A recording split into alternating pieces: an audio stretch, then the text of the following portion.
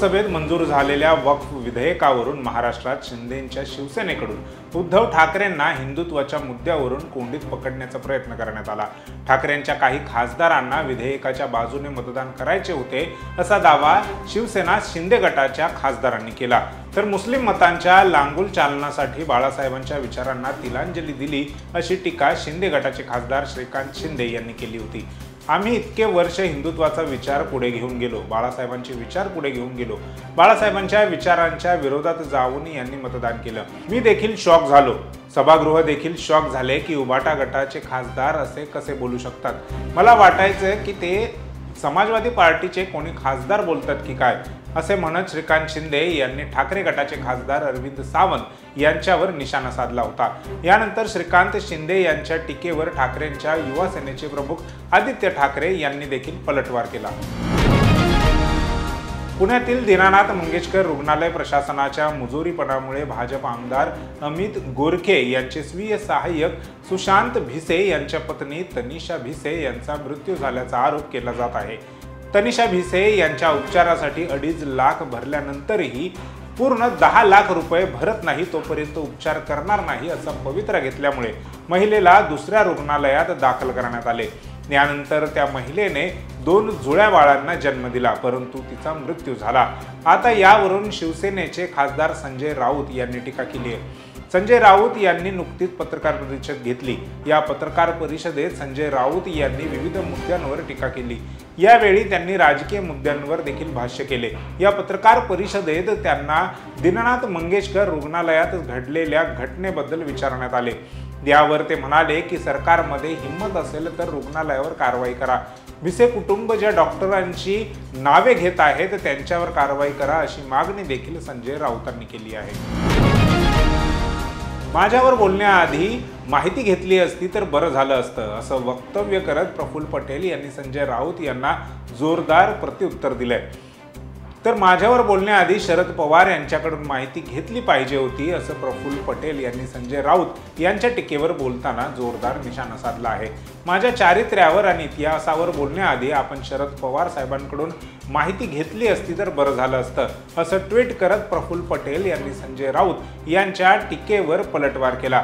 यासह प्रफुल्ल पटेल यांनी आणखीन एक ट्विट करत अंगूर खट्टे है असं म्हणत संजय राऊत यांच्यावर निशाणा साधत प्रफुल्ल पटेल यांनी त्यांना टॅग केल्याचे पाहायला मिळत आहे। आपल्या बापाच्या पाठीत खंजीर खुपसून हा माणूस पळाला। शरद पवार त्यांचा बाप आहे। शरद पवार हे त्यांच्या वडील समान आहेत। त्यांच्या पाठीत खंजीर खुपसून हा माणूस पळाला असं म्हणत संजय राऊत यांनी सकाळच्या पत्रकार परिषदेतून प्रफुल्ल पटेल यांच्यावर सडकून टीका केली होती। मनसे अध्यक्ष राज ठाकरे यांनी गुढीपाडव्याच्या मेळाव्यातून पुन्हा एकदा मराठीचा आग्रह बोलून दाखवला। यावेळी त्यांनी महाराष्ट्रातील बँकांमध्ये वापरण्यात येणाऱ्या भाषेवरून मनसैनिकांना निर्देश दिले। बँकेतील व्यवहार हे मराठीत होतात की नाही याची तपासणी करा, बँकांना निवेदन द्या असेही राज ठाकरे म्हणाले होते। त्यानंतर मनसे पदाधिकारी व कार्यकर्ते विविध बँकांमध्ये जाऊन मराठीचा आग्रह धरत आहेत। त्यावेळी काही बँकांमध्ये मराठीचा आग्रह धरताना बँक कर्मचारी व अधिकाऱ्यांना मारहाण देखील केली जात आहे। यावरून आता बँक एम्प्लॉईज असोसिएशनने नाराजी दर्शवत थेट राज ठाकरेंवर बोचरी टीका केली आहे। राज ठाकरेंना राजकीय स्टंट करायचा होता, त्यांनी बँकांना राजकीय मैदान बनवू नये असे ऑल इंडिया बँक एम्प्लॉईज असोसिएशनचे जॉईंट सेक्रेटरी देवीदास तुळजापूळकर यांनी म्हटले आहे। संसदेच्या दोन्ही सभागृहात वक्फ दुरुस्ती विधेयक मंजूर झाल्याबद्दल प्रधानमंत्री नरेंद्र मोदी यांनी सर्व खासदारांचे आभार मानले आहेत। प्रधानमंत्री नरेंद्र मोदी यांनी ट्विट करून हे आभार मानले आहेत। या चर्चेत भाग घेणाऱ्या सर्व खासदारांचे आभार, ज्यांनी आपले विचार व्यक्त केले आणि हा कायदा मजबूत करण्यासाठी महत्त्वाचे योगदान दिले त्या सर्वांचे आभार। संसदीय समितीला आपले अमूल्य संदेश पाठवणाऱ्या अगणित लोकांचेही विशेष आभार। पुन्हा एकदा व्यापक चर्चा आणि संवादाचे महत्त्व अधोरेखित झाले आहे असे प्रधानमंत्री नरेंद्र मोदी यांनी म्हटले आहे।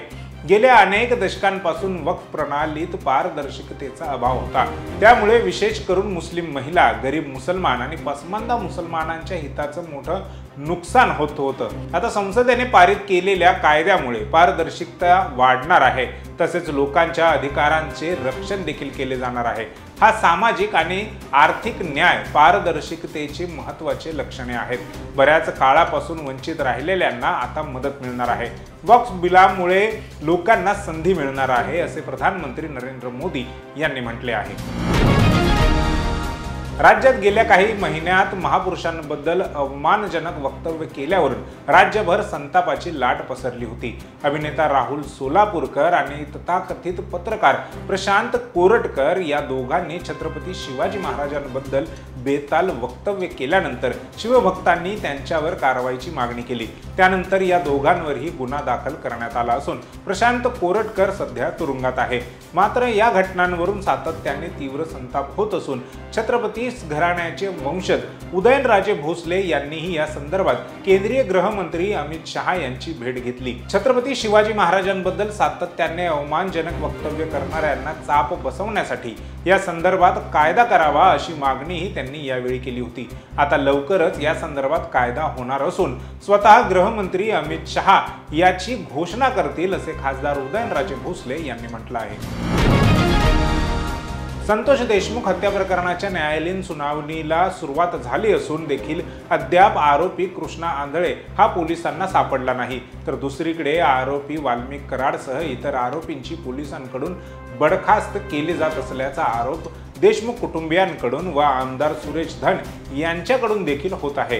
त्यामुळे या प्रकरणी संबंधित पोलीस अधिकाऱ्यांची बदली करावी, त्यांच्यावर कारवाई करावी अशी मागणी देखील केली जात आहे. त्यातच आज गृहराज्यमंत्री योगेश कदम यांनी मस्साजोग गावात जाऊन देशमुख कुटुंबियांची भेट घेतली. संतोष देशमुख खून प्रकरणाच्या तपासासंदर्भात देशमुख कुटुंबाची त्यांनी संवाद साधला. यावेळी धनंजय देशमुख आणि संतोष देशमुख यांची कन्या वैभवी यांनी योगेश कदम यांच्याशी चर्चा करत काही महत्त्वाची माहिती दिली. तसेच संबंधित प्रकरणात पोलीस अधिकाऱ्यांचा अद्यापही हस्तक्षेप होत असल्याचं गृहराज्यमंत्र्यांच्या निदर्शनास आणून दिले. आमदार अमित गोखले यांचे भिसे पीए म्हणून आहेत. या भिसेंची पत्नी आहे. विचार करा, भाजपच्या कार्यकर्त्याची पत्नी. तिच्यासाठी फडणवीस यांच्या कार्यालयातून रुग्णालयात फोन गेला असं सांगितलं जातं. तरीही त्या महिलेवर ही वेळ आली. एका मातेचा करुण अंत झाला. काय करतात फडणवीस असं म्हणत संजय राऊत यांनी त्यांच्यावर निशाणा साधला. पुढे ते असेही म्हणाले की सरकारला 100 दिवस झाले म्हणून भविष्याचा वेध घेत बसले आहेत. गोरगरिबांची कामे ही फडणवीस यांच्या लेवलची नाहीत, त्यांची लेवल खूप मोठी आहे. गोरगरीब मध्यमवर्गीय यांची कामे तडफडून मरतात, शेतकरी तडफडून मरतात. योजना कागदावर आहेत. पोपटपंची करत एकनाथ शिंदे आणि अजित पवार तोंडाला पोपट बांधून फिरतात असं म्हणत राऊतांनी सरकारवर जिवारी लागणारी टीका केली. इतकेच नाही तर फडणवीस यांची झेप खूप मोठी आहे.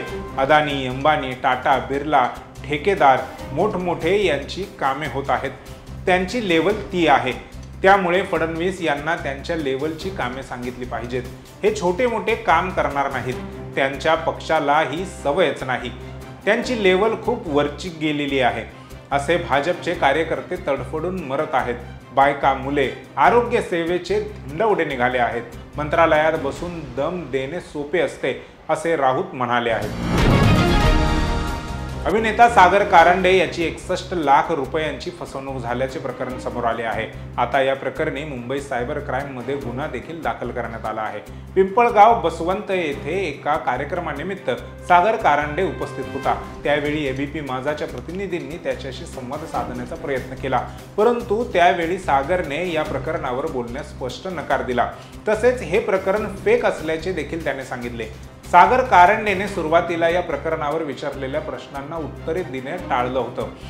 मला या प्रश्नांवर बोलायचं नाही असं त्याने स्पष्ट सांगितलं. परंतु यानंतर पत्रकारांनी प्रश्न विचारल्यानंतर सागरने या प्रकरणावर बोलायला टाळाटाळ केली. तसेच विचारलेल्या प्रश्नांची उडवाउडवीची उत्तरे दिली. सागर कारंडे नावाचे अनेक जण आहेत. गुगलवर तुम्ही सर्च केले तर एक नाही अनेक भेटतील असे माध्यमांच्या प्रश्नांवर बोलताना सागर कारंडे म्हणाला. IPLच्या 18व्या मोसमातील 16व्या सामन्यात शुक्रवारी 4 एप्रिल म्हणजे आज लखनौ जायंट्स विरुद्ध मुंबई इंडियन्स सामने असणार आहेत. या सामन्याचं आयोजन हे भारतरत्न अटल बिहारी वाजपेयी एकाना क्रिकेट स्टेडियममध्ये करण्यात आले आहे. मुंबई आणि लखनौ दोन्ही संघाचा हा चौथा सामना असणार आहे. मुंबईने 3 पैकी फक्त एक सामना जिंकला आहे. मुंबई पॉईंट्स टेबलमध्ये 5व्या स्थानी आहे, तर लखनौ सुपर जायंट्सनेही मुंबईच प्रमाणे फक्त एकच सामना जिंकलाय. लखनौ पॉईंट्स टेबलमध्ये 6व्या स्थानी आहे. त्यामुळे दोन्ही संघांमध्ये विजयासाठी जोरदार रस्सीखेच पाहायला मिळणार आहे. IPLच्या इतिहासात लखनौ मुंबईवर वरचढ राहिलेली आहे.